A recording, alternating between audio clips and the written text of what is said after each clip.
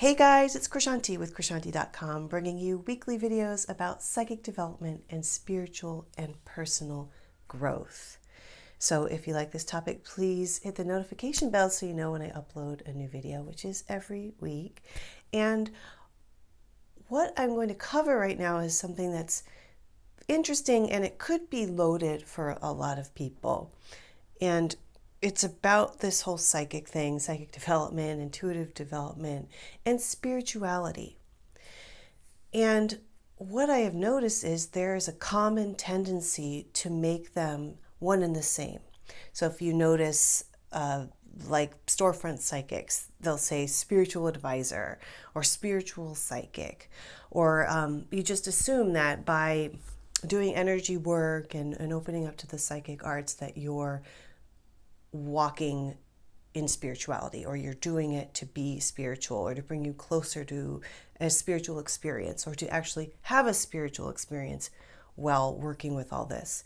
And while that is definitely a part of it, and it can be a part of it, it doesn't define it.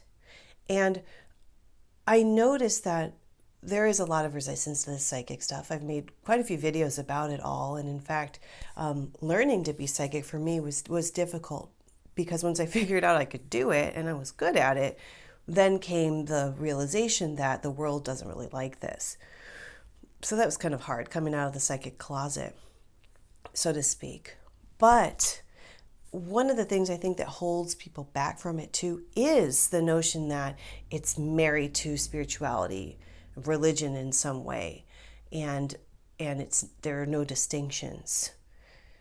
But what I'd like to say, and what I want to talk about just a little bit more here, is that you can be psychic and you can use those facilities, those mental facilities, so to speak, or ESP, whatever you want to call it, and not have it be spiritual or religious, and not have some otherworldly experience if you want to keep it like that. So a very classic, basic example is that of remote viewing, which is using a part of your consciousness to gather information on a target that is not in your general field of awareness. And remote viewers are very methodological. I hope that's the right word. They're very straightforward. They're almost scientific in the way that they work. And it doesn't have to have anything to do with spirituality. It is just using your consciousness to gather information.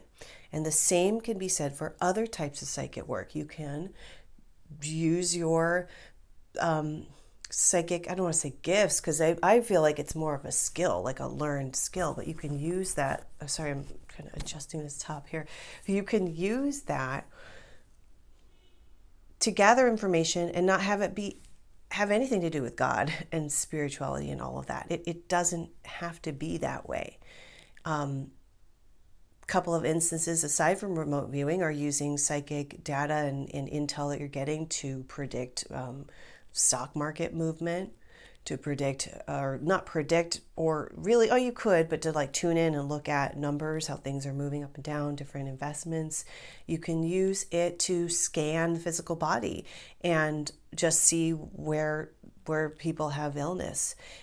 That doesn't have anything to do with spirituality. It doesn't have to. You can also use it just to get answers, again, that don't have anything to do with the spiritual path. And that's fine. What I have found, though, over the years is I personally like the spiritual side of things because it gives me comfort. But everyone's different. And if we just open up to and accept the idea that it doesn't have to be spiritual, psychic and spiritual are not the same. They don't mean the same thing. Maybe we can find different ways to work it into our lives so that it fits in our own particular belief system, if that makes sense.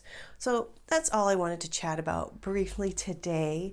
I've got lots of resources at Krishanti.com to help you open up your own psychic abilities, so just check it out. And I think that's it for now. Thanks so much for watching, and I'll see you next time.